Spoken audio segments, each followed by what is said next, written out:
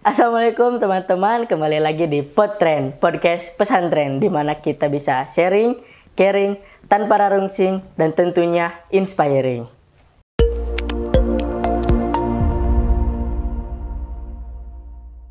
Perkenalkan, nama saya Naufal Naban Zaidan, dan kali ini kita ditemani oleh bintang tamu yang luar biasa ya. Wah, dengan Kang. nama saya? Ya, Kang. Nama saya Binar Miladi Fikran Latif. Halo semuanya. Ya, dengan Kang Binar gitu. Bagaimana Kang kabarnya hari ini? Alhamdulillah, saya baik. Gimana Kang Noval, sehat? Alhamdulillah sehat, saya juga. Kali ini Akang sedang sibuk apa nih? Sibuk. Kalau disebut sibuk sih enggak gitu. Disebut enggak juga lumayan. Kalau sibuk ya organisasi-organisasi di pemuda gitu, di PC, di PJ. Kemudian juga saya ikut di Orari, yaitu organisasi Radio Amatir Republik Indonesia. Selain itu, apalagi ya? Saya sebagai freelancer ini sih sering ngisi di MC Wedding gitu. MC Wedding. MC Wedding ya. Kalau boleh tahu nih, Akang kuliah di jurusan apa?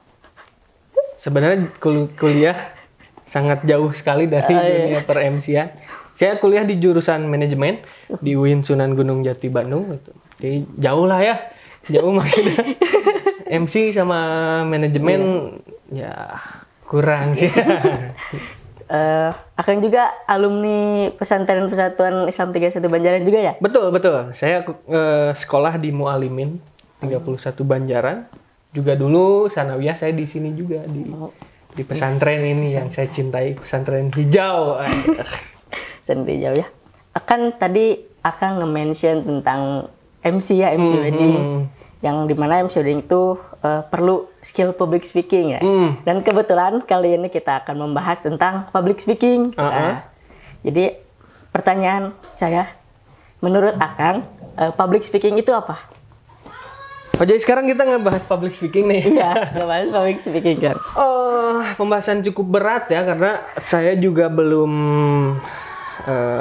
menjadi jago di public speaking ini gitu. Karena saya juga masih belajar, kemudian masih cari-cari tahu di YouTube kayak gimana gitu.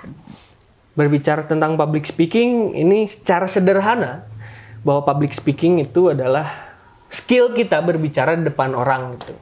Itu saja sih sebenarnya public speaking yang saya pahami ya, karena saya juga memang masih belajar tentang public speaking. Jadi gimana kita cara berbicara atau skill kita berbicara di depan publik, bahasa Indonesianya gitulah kurang lebih. Jadi ya public speaking itu ya cuman bicara gitu, depan orang aja ya. Depan orang gimana? Iya. Karena kenapa ada ilmunya? Karena memang tidak semua orang berani untuk berbicara depan umum. Pernah nggak Kang ngomong depan umum? Saya beberapa kali pernah. Beberapa kali. Gimana perasaan yang pertama kali ini? Yang pertama kali deg-degan ya. Sangat nervous, gugup gitu. Gitu, makanya ada skill public speaking gitu. Untuk menanggulangi gimana rasa nervous dan lain sebagainya gitulah kira-kira. Ya. Kan kalau kita lihat ya di Instagramnya Kang Binar, Kang Binar. Kalau lihat dari bawah itu semuanya tentang sambil bawa mic gitu. Kayak MC gitu. Kalau boleh tahu sejak kapan gitu Akang mulai terjun ke dunia public speaking dan MC gitu? Kalau terkait Instagram dulu mungkin ya. Kalau Instagram sih sebenarnya dulu itu isinya emang tentang kehidupan saya gitu. Jadi lagi main di-upload gitu. Kemudian lagi berlibur di-upload atau bahkan lagi kegiatan-kegiatan kuliah di-upload gitu. Tapi kesini setelah melihat dari influencer gitu, bahwa ternyata mereka menggambarkan dirinya itu lewat Instagram gitu. Disitulah saya berupaya untuk memberitahukan kepada masyarakat, pada publik bahwa saya itu MC. Sih sebenarnya untuk ini aja sih, untuk hanya memberitahukan gitu. Hanya memberitahukan dan ingin mempunyai brand diri sendiri atau personal branding. Bahwa ketika seseorang berbicara tentang Binar, saya ingin dikenal Binar sebagai MC gitu. Makanya dalam Instagram saya mencantumkan nama Binar Latif _MC. Itu fungsinya ya sebagai personal branding gitu. Bahwa orang lain ketika berbicara Binar, oh Binar MC, oh Binar MC. Itu sih yang saya inginkan. Kemudian tadi dari kapan sih nge-MC itu? Kita flashback dulu ke jauh gitu. Jadi dulu waktu saya SD, kalau di keluarga saya itu ada dalam acara nikahan itu selalu ada acara menerima orang. Maksudnya misalkan Kang Nopal keluarga saya, kemudian Kang Nopal nikah dengan si, misalkan contohnya siapa ya? Lisa Blackpink. Misalkan Kang Nopal ini keluarga saya, kemudian nikah dengan Lisa Blackpink. Nah, di keluarga saya itu ada acara menerima si Lisa Blackpink ini menjadi keluarga gitu, bagian dari keluarga. Itu pada waktu itu ada pembacaan SK bahwa si Lisa Blackpink ini Lisa Blackpink ini menjadi keluarga saya gitu. Kalau waktu itu sih waktu nikahan anaknya Ustadz Dadang. Oh iya. Ustadz Dadang. Namanya Bikiki, kalau saya bilangnya Bikiki. Bikiki ini nikah sama Mang Arif, orang Pajagalan. Bahwa Mang Arif ini diterima dalam keluarga kami gitu. Yaitu dalam keluarga Pujangga. Makanya dalam acara Pujangga gitu. Nah, waktu itu saya masih sekolah kelas 5 SD. Kelas 5 SD? Kelas 5 SD disuruh oleh Kang Dinda Kopi Banjaran, tahu nggak? Oh iya. Nah, Kang Dinda Kopi Banjaran. Mungkin Kang Dinda melihat bahwa, wah si Vikan ini kan saya dipanggil di rumah Vikan gitu. Oh, mungkin si Vikan ini bontongor gitu. Ngebaba ceprot dan lain sebagainya. Dipanggil lah, sini nanti baca SK ya. Wah, SK apa nih? SK Pujangga. SK tanda penerimaan keluarga gitu. Ya mau tidak mau saya memberanikan diri meskipun masih kelas 5 SD, masih malu lah untuk naik panggung gitu ya. Kelas 5 SD bayangkan masih anak kecil gitu, harus ngomong depan umum, depan keluarga yang kita tahu gitu, keluarga suruh ngomong gitu. Saya baca lah SK Pujangga bla bla bla bla bla. Setelah acara itu ada nikahan lagi keluarga. Otomatis dong ada acara Pujangga lagi. Nah, barulah di situ, itu sekitar kelas 5 akhir atau kelas 6 lah. Kelas 6 SD.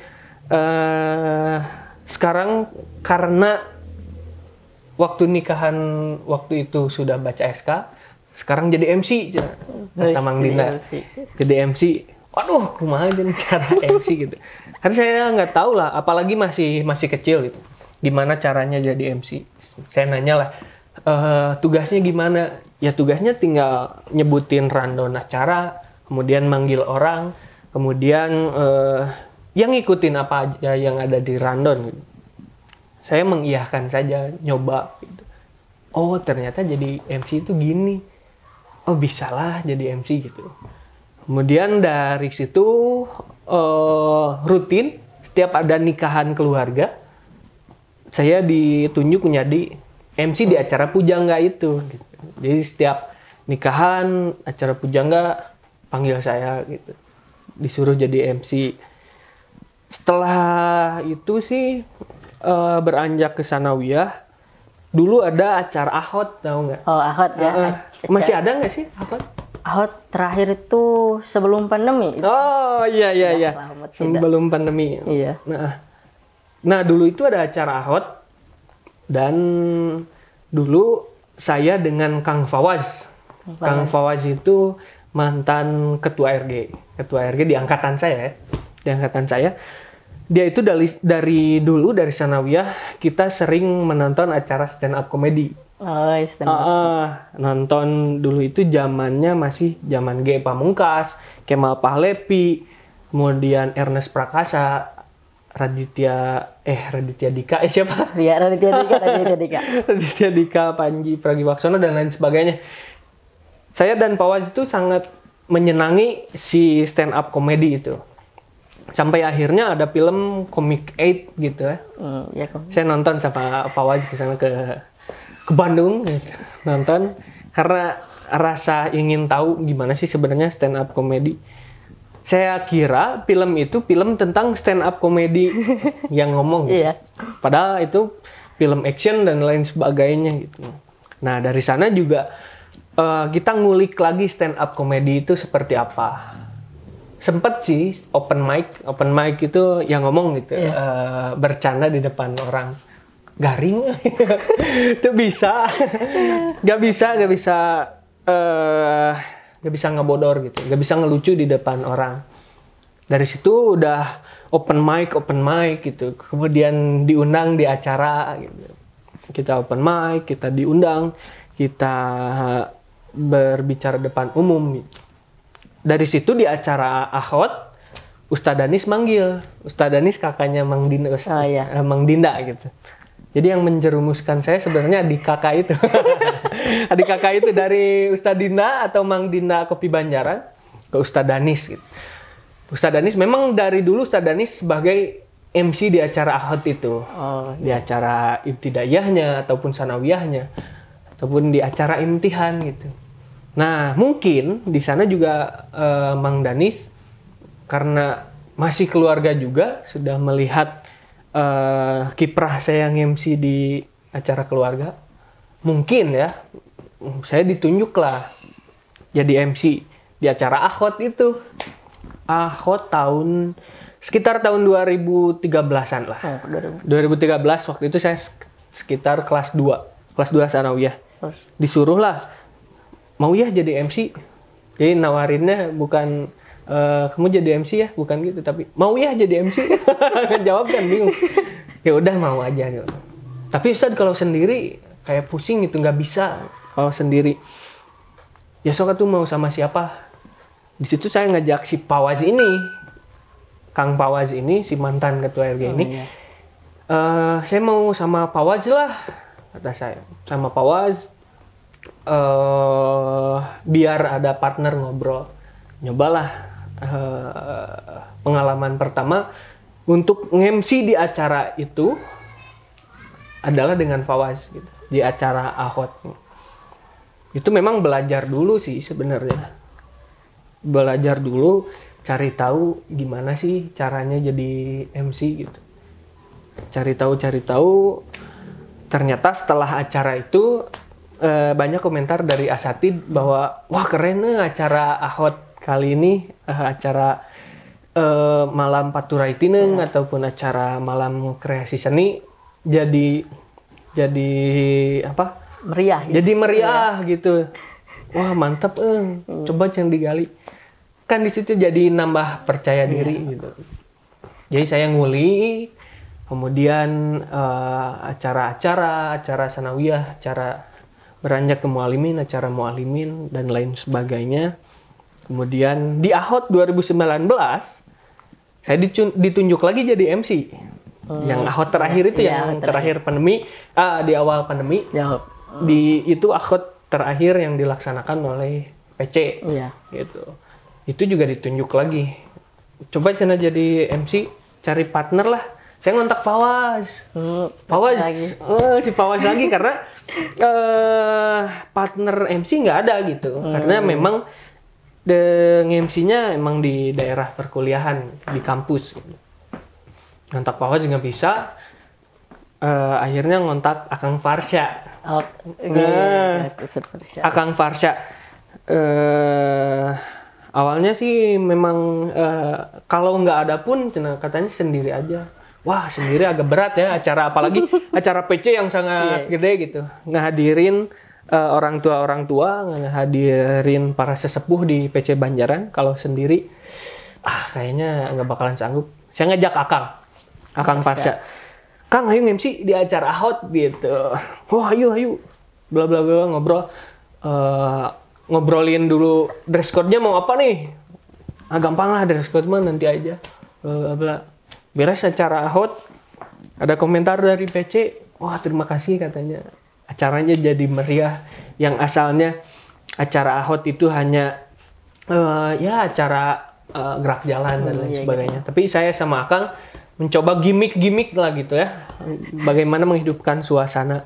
Meskipun awalnya juga garing gitu. Tapi berjalan acara ya alhamdulillah sih, alhamdulillah. Jadi rame dan ada feedback positif dari PC sebagai yang mengundang saya. Kemudian juga nge-MC sih di acara-acara di kuliahan. Jadi dulu waktu saya semester 1 ditanya oleh panitia acara gitu. Skill kamu apa? Aduh, skill saya apa ya gitu. Karena nyanyi ya nggak terlalu bagus gitu. Baca Quran nggak terlalu bagus, ngolah acara biasa aja. Ya udahlah Kang, saya nge-MC kata saya ke si panitia waktu di perkuliahan. Waktu itu acara Disnatalis di jurusan saya gitu. Bintang tamunya Rizky Febian. Keren. Rizky Febian. Saya kira jadi MC Disnatalis itu harus ngobrol ya dengan Rizky Febian. Aduh gimana ya cara ngobrol dengan Rizky Febian dan lain sebagainya. Padahal jadi nge-MC acara musik mah tinggal kita panggil siapa bintang tamu bla bla bla, kita kasih door prize dan lain sebagainya. Oh gini ternyata. Di acara-acara seminar, acara-acara talk show, kemudian juga ya acara-acara yang ada di kampus lah. Acara PBAK. PBAK itu pengenalan budaya akademik kampus gitu. Kalau di sini mah apa ya? Ta'aruf. Kayak gitulah. Ya acara gitulah. Jadi saya melatihnya dengan praktek gitu. Dengan praktek, dengan menyanggupi siapa yang mengundang saya di acara apa gitu. Ya saya sanggup. Kayak gitulah. Sangat sangat luar biasa dari kelas 5 SD mulai, dari kelas 5 SD berjalan sampai sekarang gitu. Pasti nih kan dari public speaking itu ada satu masalah yang semua orang pasti mengalami, yaitu gugup, nervous. Gitu. Kalau Akang sendiri cara menghadapi atau mengatasi gugup atau nervous itu bagaimana gitu? Memang saya juga mengalami itu, gitu. Mengalami gugup. Mana gugup itu berawal dari malu gitu ya. Karena takut salah gitu. Takut garing, takut dan lain sebagainya. Saya juga pernah menjadi MC talk show di acara kampus saya. Itu saya gugupnya minta ampun. Dan saya rasa bahwa si acara talk show itu gagal gara-gara saya gugup. Gitu. Jadi di sana disediakan pertanyaan A, B, C, D dan lain sebagainya. Saya nanya kepada narasumber itu hanya sebatas nanya gitu. Misalkan pada Kang Nopal sebagai narasumber gitu ya. Kang Nopal ini punya bisnis apa sih? Terus Kang Nopal dijawab bisnis A. Oh, punya bisnis A. Sudah. Langsung ke pertanyaan selanjutnya. Jadi hanya pertanyaan saja gitu. Di sana emang saya jadi down. Susah banget nih jadi MC talk show gitu. Ngulik-ngulik. Oh, ternyata jadi MC talk show itu harus seperti ini gitu. Bahwa jadi MC talk show itu kita bertanya kepada narasumber, tapi kita juga harus ada feedback atau kita harus ada reaksi lah. Ada reaksi, ada review gitu. Nah, dulu waktu saya jadi MC talk show itu memang saya gugup gitu. Setelah acara saya evaluasi diri saya pribadi. Yang menjadi gugup itu apa sih sebenarnya? Dan itu tadi rasa malu gitu. Rasa malu ya. Karena memang setelah naik panggung itu malunya luar biasa gitu. Tapi saya ngulik gimana cara menanggulangi rasa gugup itu dari akarnya gitu. Akarnya kan gugup itu malu tadi. Iya, malu. Saya menanggulangi bagaimana agar saya tidak malu. Setidaknya ada dua langkah yang saya lakukan. Yang pertama, meyakini dalam diri bahwa saya bisa gitu. Ada beberapa lah ya, ada beberapa. Saya membangun mindset saya dulu gitu, bahwa rasa malu itu apa sih? Gitu. Saya analogikan dengan seseorang yang sedang berjalan di depan publik, atau di depan kita ada yang lagi jalan, jatuh. Si orang itu jatuh, malu nggak kira-kira? Pasti malu. Kang Nopal nih lagi jalan di depan Asatid, ataupun depan UG, depan UG yang lagi nongkrong gitu ya. Jatuh, malu nggak? Malu. Tapi Kang Nopal tahu nggak rasanya, atau Kang Nopal tahu nggak bahwa si UG ini mengetahui kalau Kang Nopal malu? Enggak sih ya, karena karena yang merasakan rasa malu itu adalah diri sendiri. Jadi saya membangun mindset itu bahwa yang merasa malu adalah diri sendiri. Ada orang lain nggak tahu kalau saya lagi malu. Nah, mindset itulah yang saya bangun, bahwa kalau saya ngobrol di depan publik, kalau saya ngobrol di depan orang, ketika saya malu, sebenarnya orang lain nggak tahu kalau kita lagi malu gitu. Makanya ngapain sih harus ada malu gitu? Ya cuek aja gitu. Kayak tadi lagi jalan depan UG, jatuh, malu kan? Si UG mah nggak tahu kalau kita lagi malu gitu. Makanya mindsetnya dibangun dari situ gitu. Ketika jatuh, nggak usah malu, dan yang lain nggak ada yang tahu kalau kita lagi malu gitu. Dan bisa dirasakan lah. Sekarang Kang Noval mau wawancarai saya gitu, wawancarai, ngobrol gitu. Ini juga saya sebenarnya malu gitu. Maksudnya malu bahwa siapa sih saya gitu harus diundang. Tapi kembali lagi bahwa orang lain nggak tahu gitu kalau saya lagi merasakan rasa malu gitu. Apalagi di depan kamera. Tapi impact dari di depan kamera ini kan ditonton oleh yang lain. Apalagi ditonton secara tidak langsung. Batur mah nggak bakalan tahu kalau saya malu gitu. Nah, disitulah Kang Nopal bahwa setiap saya nge-MC, setiap saya berbicara depan umum, saya mengendalikan diri dulu gitu, bahwa saya tidak boleh malu. Karena itu orang lain nggak bakalan tahu gitu. Saya lagi malu. Kemudian yang kedua itu adalah persiapan. Ini yang sering dilupakan gitu. Dan saya juga setiap nge-MC kadang kalau terlalu males ya nggak menyiapkan lah gitu. Ya udahlah, nge-MC wedding mah kayak gini gitu, nggak usah disiapkan gitu. Ternyata salah gitu, bahwa setiap penampilan itu harus dipersiapkan. Karena public speaking itu bukan hanya nge-MC ya. Kita ngomong di depan umum, kita ngomong di depan mustami, kalau kita khutbah gitu ya. Kan itu harus ada persiapan gitu. Kita sering mendengar yang disebutkan oleh Ustadz Oom, guru kita tercinta, bahwa seseorang yang tampil tanpa persiapan, maka dia harus siap turun tanpa penghormatan. Gitu. Itu yang selalu saya pegang gitu, bahwa memang tampil di depan umum itu harus dipersiapkan dari mulai rundown acaranya, kemudian dari mulai nama-nama orang gitu. Karena kan MC wedding gitu ya, MC wedding itu selain ada rundown, ada juga nama orang sebagai sambutan dari pihak laki-laki atau sambutan dari pihak perempuan ataupun penampilan dari siapa gitu. Itu harus disiapkan. Bagusnya sih jauh-jauh hari gitu. Tapi kebiasaan saya pribadi, kebiasaan buruk sebenarnya.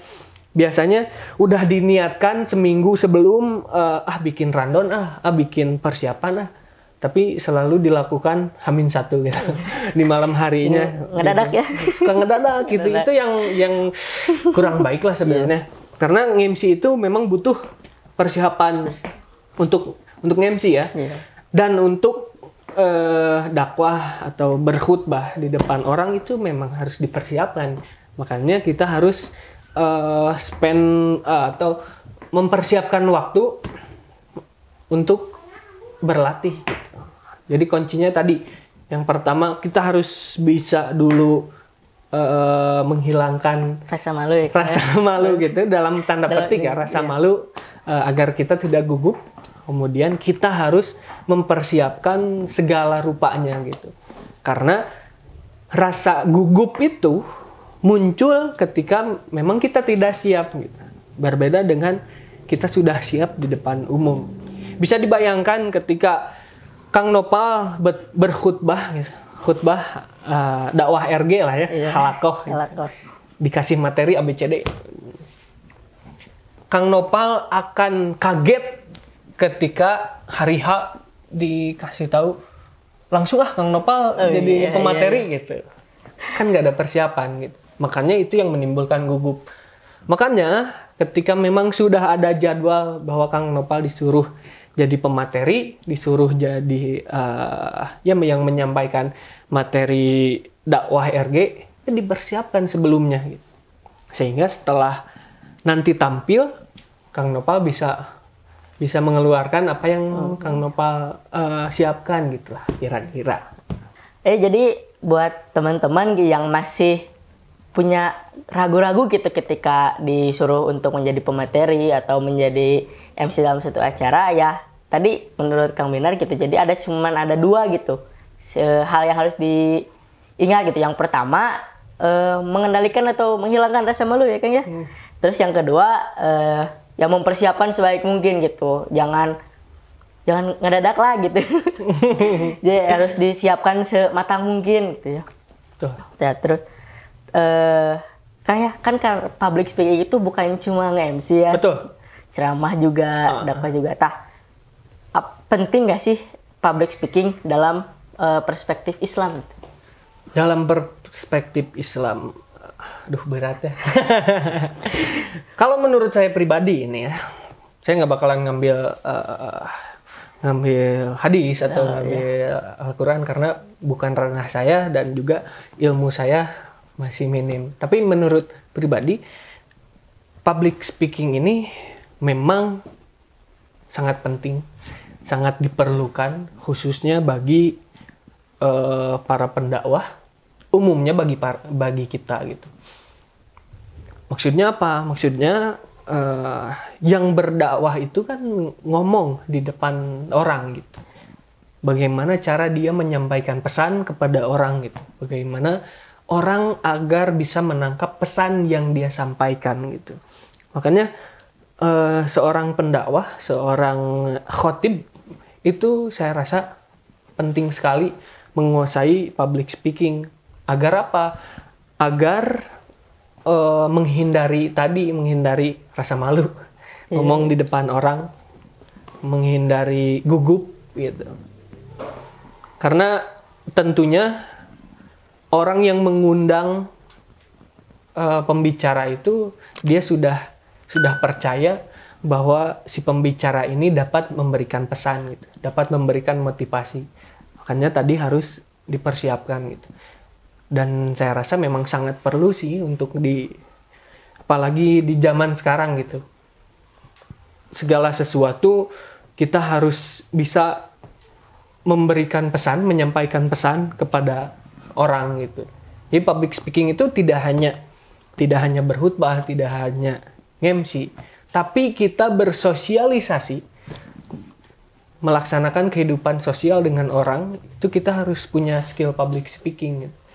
Bisa dibayangkan oleh Kang Nopal, ketika Kang Nopal masuk ke sekolah tertentu, menjadi anggota sekolah atau menjadi murid baru, Kang Nopal disuruh milih tentang teman. Apakah Kang Nopal memilih teman A atau teman B? Teman A itu adalah teman yang tidak enak diajak bicara gitu. Ngobrol, Kang Nopal ngobrol misalkan dengan Alex gitu ya. Alex rumahnya di mana? Ciburuy. Nggak jawab dong gitu. Alex anak keberapa? Anak ketiga. Dengan Kang Nopal ngobrol dengan orang si B gitu. Si B ditanya misalkan namanya siapa? Budi. Misalkan. Kamu di rumahnya di mana? Oh, saya Saya rumahnya di Ciwidey dekat itulah di kecamatan gitu. Oh di Ciwidey. Terus Kang Budi kesini naik apa? Saya kesini naik angkot. Wah dari sana mah naik angkot? Iya naik angkot. Soalnya kalau naik motor dingin dan lain sebagainya kan enak diajak ngobrol gitu. Itu skill public speaking yang digunakan sehari-hari gitu. Bagaimana kita menyampaikan pesan yang ingin kita sampaikan, kemudian juga bagaimana caranya membuat kita agar disukai oleh orang lain gitu. Jadi public speaking itu sangat luas gitu. Tapi pada basicnya adalah bagaimana kita bisa ngobrol dengan seseorang gitu. Karena tadi Kang Nopal juga bisa memilih lah. Kang Nopal bisa berteman dengan si A, bisa berteman dengan si B, bisa sebenarnya. Tapi untuk memilih, Kang Nopal milih si A, si Alex ini atau milih si Budi. Gitu sih. Hanya sebagai skill penunjang dalam hidup bermasyarakat. Karena Kang Nopal juga pasti bisa merasakan gitu. Ketika hidup dengan tetangga, apakah Kang Nopal akan senang kepada orang yang judes gitu? Yang sombong, atau dengan orang yang ramah, dapat diajak ngobrol, seru gitu. Itulah sebagai gambarannya gitu. Oh iya, seperti itu.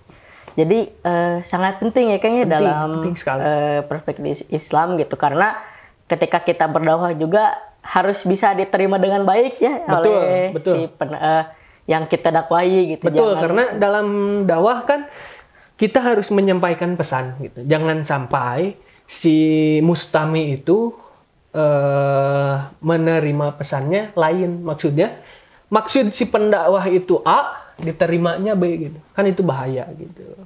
Gitu. Jadi sebisa mungkin apa yang ingin kita sampaikan itu diterima diterima oleh mustami. Kita ingin menyampaikan A, yang diterima mustami juga harus A gitu. Gitulah skill public speaking. Jadi sangat penting ya Kang. Masih membahas pentingnya. Gitu. Jadi kan mungkin ya nanti di masa depan gitu, kita nggak akan lagi public speaking itu nggak akan berdiri ratusan orang di depan, atau bisa jadi kita nanti hanya berdiri di depan layar gitu. Sedangkan kan skill yang dibutuhkan itu mungkin berbeda ya dalam menghandle ketika kita dalam berhadapan dengan layar dan berhadapan dengan orang banyak gitu. Jadi apakah penting gitu memiliki skill yang mumpuni ketika kita di hadapan banyak orang dengan di depan layar gitu. Berarti ini urusannya dengan teknologi ya. Teknologi yang semakin maju ya. Semakin maju. Kita lihatlah YouTube gitu. YouTube. Apakah Kang Nopal ini menyukai kalau hal ceramah ya, menyukai ustadz yang berbicara depan layar dengan nada yang monoton gitu. Misalkan gini, ya sekarang kita akan membahas tentang A, B, C, D. Kan ada gitu, seperti itu. Atau dengan ustadz yang, baiklah saudara, bahwa yang disebut dengan bla bla bla. Kan itu juga berbeda ya. Jadi berbeda. Bahwa skill public speaking di era digital sekarang khususnya itu juga sangat menunjang keberhasilan seseorang dalam menyampaikan pesan gitu. Kita bisa menonton YouTube, kita bisa tertarik terhadap channel YouTube. Salah satunya adalah cara menyampaikan si konten kreator itu kepada kita gitu. Karena kan dalam YouTube itu tentunya ada yang berbicara gitu, ataupun kalau tidak ada yang berbicara atau tidak berbicara depan kamera, jadi narasi gitu, jadi voice over gitu, gitulah. Berarti berarti masih emang sangat diperlukan sangat sekali. Diperlukan ya? Meskipun zaman sudah berubah, tapi tetap fitrahnya manusia itu harus bisa berbicara gitu, karena yang membedakan hewan dengan manusia itu salah satunya dapat berkomunikasi dengan secara verbal, dengan ngobrol gitu. Memang kucing dengan kucing juga ngobrol, tapi kita tidak tahu gitu. Apakah kucing Indonesia dengan kucing Arab itu berbeda bahasa? Kita tidak tahu.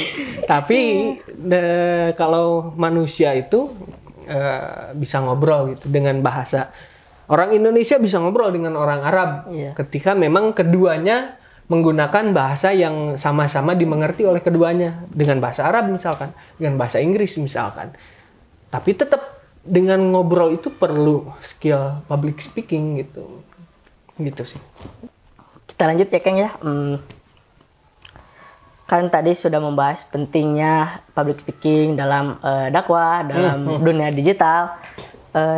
Terus yang selanjutnya, ini lebih ke teknis gak apa-apa? Boleh. Jadi ada yang bertanya ke saya, bagaimana ketika kita misalnya sedang MC nih, terus salah ngomong gitu, misalnya salah ngomong lah apalah gitu. Nah itu menghandle itu teh sebagai kayak gimana gitu soalnya. Sebenarnya juga saya belum skill MC juga belum ini ya, belum jago gitu, karena masih mencari juga. Tapi yang saya lakukan ketika belibet atau contohnya balelo gitunya, ada dua. Ini mah bukan ilmu dari siapa gitunya, tapi yang saya praktekkan gitu.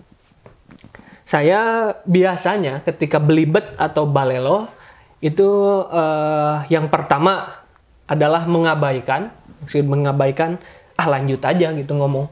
Daripada mengganggu, daripada menjadi gugup, lanjut saja. Pasti orang lain juga sebenarnya tahu apa yang ingin dibicarakan atau tahu bahwa dia balelo gitu.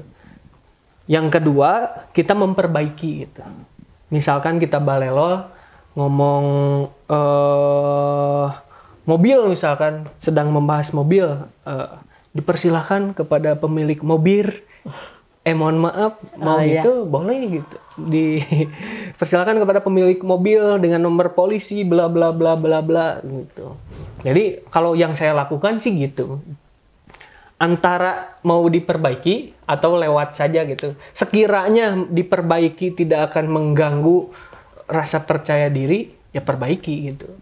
Atau sekiranya kalau kita memperbaiki malah mengganggu, ya jadi gugup, lewat saja gitu. Karena kekurangan manusianya kekurangannya adalah tidak selamanya ngomong itu bisa lancar gitu. Karena saya pun sebenarnya saya sering balelo gitu. Tapi si balelo dalam kegiatan itu, yang pertama karena gugup, yang kedua karena kurang persiapan. Kemudian ada cara cara melatih agar kita tidak balelo, yaitu dengan senam bibir gitu, senam mulut, a i u e o. Jadi sebelum tampil itu kita harus membuka mulut dulu, kita harus latihan dulu a i u e o babi bu bebo dan lain sebagainya depan kaca ataupun apapun itu. Yang jelas memancing agar si mulut kita ini bisa lentur, bisa elastis, bisa lentur agar tidak kaku lah. Kemudian juga ada caranya, yaitu entah apalah namanya, tapi saya dapat dari mentor saya, Kang Alan Albana, itu dengan cara menempelkan lidah ke langit-langit, nanti sebutnya ke atas lah ya. Kemudian kita ngomong seperti ini. Jadi sebelum tampil, kita ngomong dulu untuk melenturkan lidah kita, melenturkan bibir kita.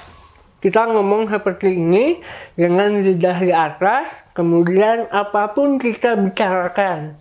Selanjutnya kita ngomong biasa. Kemudian ngomong seperti ini, kemudian biasa lagi, dan gitu. Bolak-balik supaya lentur, supaya tidak belibet. Karena kan permasalahannya itu ya, belibet. Ataupun kita dengan mengucapkan BR, tapi dengan bibir kita itulah. Itu untuk pemanasan gitu, supaya tidak belibet. Jadi yang pertama tadi a i u e o, kemudian dengan menempelkan lidah ke atas, kemudian dengan itu biar elastis, biar lentur, biar leluasa gitu, biar tidak belibet gitu. Masih membahas soal teknis. kan ya public speaking itu harus disertai dengan kecepatan berpikir. Ya, kecepatan berpikir. Apa yang akan kita bicarakan selanjutnya, ketika ada kesalahan harus bagaimana gitu, atau ada hal-hal yang unexpected gitu ya. Untuk Kang Benar sendiri gitu, bagaimana cara melatih kecepatan berpikir itu gitu? Jadi, ya. Jadi balap gitu dengan mulut gimana ngomong, kemudian apa yang ada di otak gitu ya. Iya. Sebenarnya saya juga belum menemukan formulasi seperti apa. Tapi saya ingat ketika saya menjadi komdis atau komisi disiplin gitu. Komisi disiplin di kampus saya. Karena itu kan harus ngobrol, harus ngomong, harus memarahi. Kan memarahi itu biasanya dengan nada yang cepat, gitu. Nada bicara yang cepat. Kemudian bicara cepat itu kan harus ada dalam otak gitu. Yang saya lakukan adalah saya mencari dulu objek yang akan dibicarakan gitu. Objek yang akan dibicarakan itu apa? Kemudian kita menyusun kalimat. Jadi objeknya di belakang nanti. Ataupun bisa objeknya dulu, kemudian menyusun kalimat gitu. Contoh misalkan kita mau berbicara mobil gitu. Kita ngobrol misalkan. Ketika teman-teman ingin ke sekolah, maka teman-teman bisa menggunakan motor, bisa menggunakan mobil. Kan yang ingin disampaikan adalah mobil. Mobil itu ada beberapa jenis, bla bla bla bla. Kan itu. Tapi sudah disiapkan dalam otak. Itulah harus menyiapkan dulu kita mau ngomong apa, baru kita menyusun kalimat. Itu sih yang saya lakukan ya. Jangan sampai kita bingung mau menyampaikan apa, tapi kita baca prot ngomong dulu, tapi nggak ada pesan yang disampaikan gitu, nggak ada objek gitu. Makanya objek apa dulu nih yang akan kita sampaikan, baru kita menyusun kalimat atau menyusun kalimat dulu, kemudian objeknya di belakang gitu. Dengan catatan ada objek yang sudah kita siapkan gitu. Sebenarnya sih yang membuat kita bisa cepat ngomong itu adalah kondisi otak gitu. Kondisi otak kita. Kayak itu belibetnya. Kondisi otak. Jadi si otak itu diusahakan tidak ngeblank, diusahakan harus tetap fokus gitu. Dengan apa? Dengan bacaan-bacaan gitu. Dengan berlatih. Sehingga ketika kita praktek, kita tampil, kita tidak usah lagi banyak mikir gitu. Contoh misalkan dalam acara nikahan. Acara nikahan itu kan sebenarnya simple ya. Dan terlihat simple. Tapi suka sulit juga ketika memang tidak disiapkan gitu. Contoh mempersiapkan sambutan dari mempelai pria misalkan, dari perwakilan dari mempelai pria. Saya persilahkan kepada Bapak Noval untuk menyampaikan sambutan dari perwakilan mempelai pria. Kepadanya disilahkan misalkan. Itu suka belibet atau suka ngeblank ketika memang tidak disiapkan gitu. Memang si randonnya itu adalah sambutan sambutan dari perwakilan mempelai pria. Tapi kita kehilangan kata-kata itu. Misalkan acara selanjutnya adalah blank si otaknya gitu. Kembalikan lagi fokusnya gitu. Coba fokus lagi. Kita mau ngomong apa? Kita mau melanjutkan ke acara apa, kita harus fokus lagi gitu. Itu dalam hal MC lah ya. Gitu sih.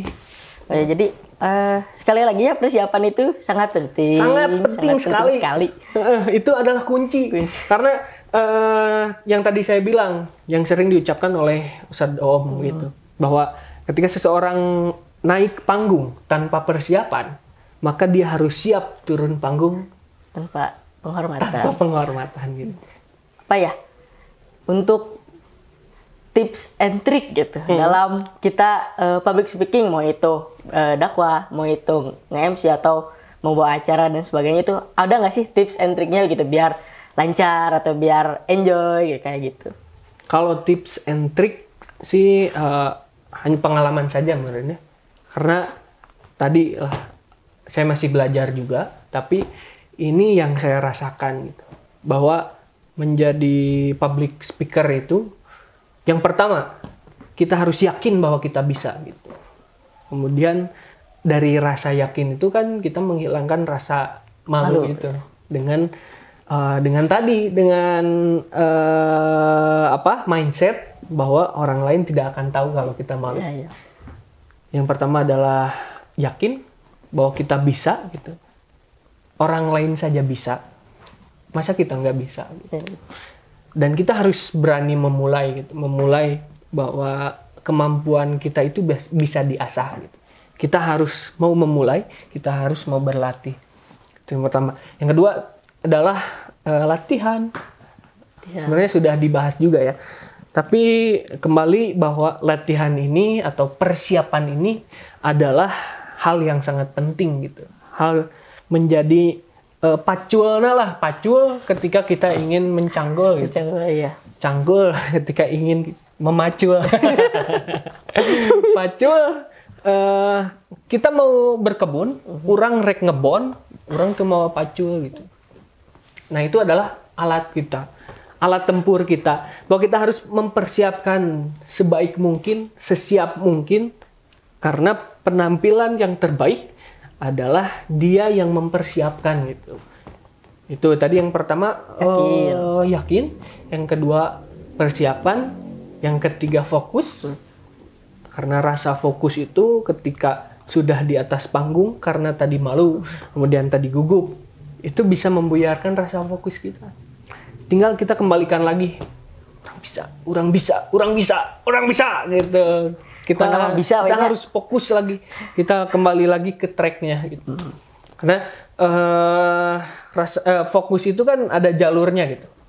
Ketika kita keluar dari jalur, kereta api pun ketika keluar dari jalur kecelakaan. Iya. Motor pun di jalan ketika keluar dari jalur itu bisa tabrakan dan lain sebagainya. Makanya kita harus kembalikan fokus kita. Kita harus yakinkan kembali. Kita harus persiapkan diri kembali gitu. Setidaknya ada 3 sih yang selama ini saya lakukan gitu. Yang pertama adalah rasa yakin kalau saya bisa. Yang kedua adalah persiapan. Persiapan itu termasuk latihan dan lain sebagainya. Bisalah dilihat di YouTube.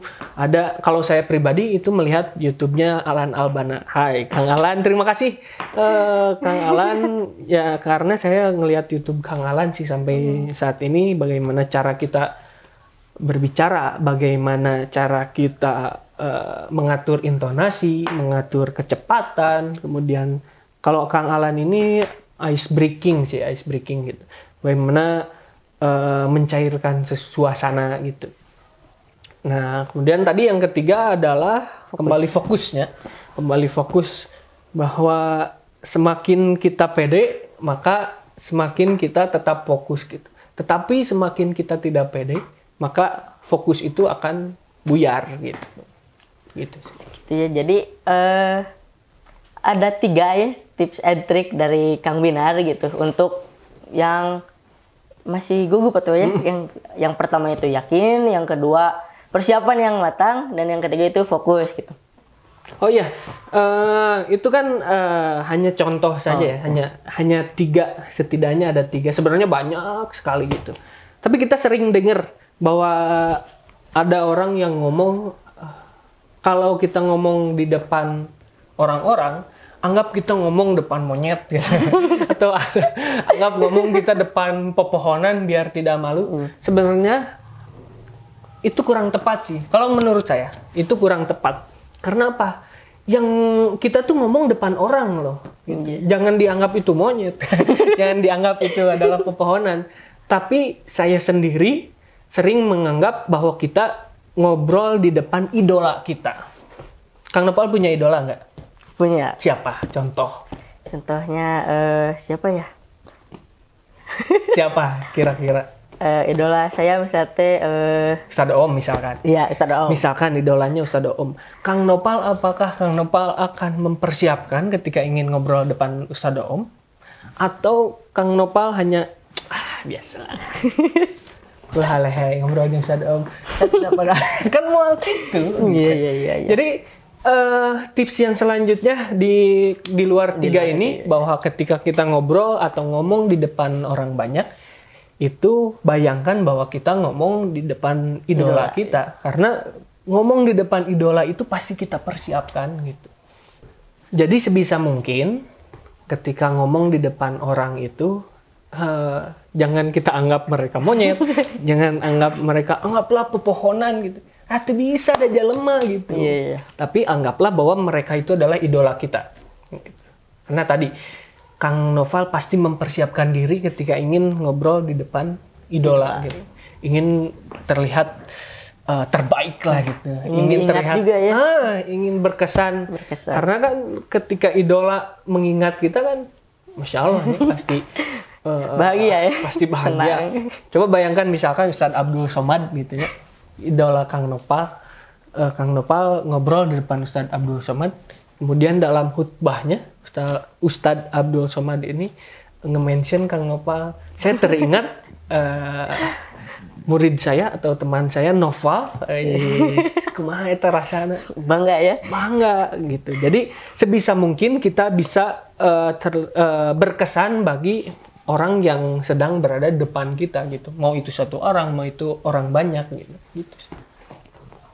Ya jadi teman-teman ya, dari pembicaraan kita tadi dari awal sampai sekarang dengan Kang Binar gitu. Jadi banyak sekali ya informasi yang saya dapatkan gitu pribadi dalam hal public speaking itu. Yang pertama ya tadi ada 2 cara agar tidak gugup gitu. Yang pertama menghilangkan rasa malu ya dalam tanda kutip, dan juga fokus, terus persiapan yang sangat matang ya. Terus juga tadi tips and triknya gitu. Dan yang terakhir yang paling saya ingat itu, public speaking itu bukan pasti setiap orang itu pasti bisa, tapi bagaimana dia berlatih ya, bagaimana dia berani untuk memulai gitu dalam hal ini gitu. Karena ya setiap orang diberikan kemampuannya sama dari Allah Subhanahu wa taala gitu. Dan untuk Kang Binar, ada nggak sih pesan-pesan nih buat mualimin, teman-teman mualimin yang menonton gitu, yang masih ragu dalam saya mah malu-malu kene, saya mah masih ragu gitu, buat ayo gak apa-apa gitu terjun ke public speaking gitu. Oke, buat teman-teman mualimin ataupun sanawiyah ataupun penonton YouTube channel ini, sedikit pesan dari saya bahwa bakat itu memang diberikan oleh Allah gitu. Tapi kemampuan itu bisa diasah gitu. Jadi bagi yang masih merasa malu gitu ngomong di depan orang banyak, cobalah dulu gitu. Berlatihlah saja dulu. Maka ketika sudah berlatih, sudah dicoba, akan tahu rasanya gimana gitu. Jangan sampai belum dicoba, belum berlatih, tapi kita sudah menjudge diri kita bahwa kita tidak bisa gitu. Cristiano Ronaldo kan dulu dia juga berlatih, tidak langsung jago main bola gitu. Kemudian siapa lagi ya? Kalau dalam hal public speaking mungkin Ipo Santosa, seorang mentor 5 benua gitu. Beliau juga berlatih gitu. Karena saya yakin bahwa setiap orang itu bisa melakukan sesuatu kalau dia mau belajar dan kalau dia ingin mengeksplor dirinya lebih jauh gitu. Jadi jangan menjudge bahwa kita tidak bisa gitu. Orang lain saja bisa gitu. Kenapa kita tidak bisa gitu? Asal itu berlatih dan praktek. Jadi harus yakin kalau dia bisa, kemudian terus berlatih. Semangat terus buat anak-anak mualimin. Itu saja mungkin. Iya. Ya terima kasih ya untuk Kang Binar. Sama-sama. Telah memberikan banyak manfaat gitu ya untuk kita semua gitu, dan yang bagi penonton, bagi saya juga gitu sendiri. Sharing lah dikit-dikit ya. Ya terima kasih sekali lagi. Dan bagi teman-teman yang ingin merekomendasikan gitu, pengen pematerinya ini atau ini gitu, bisa di kolom komentar di bawah. Ya sekian dari saya dan Kang Binar. Assalamualaikum warahmatullahi wabarakatuh. Dadah.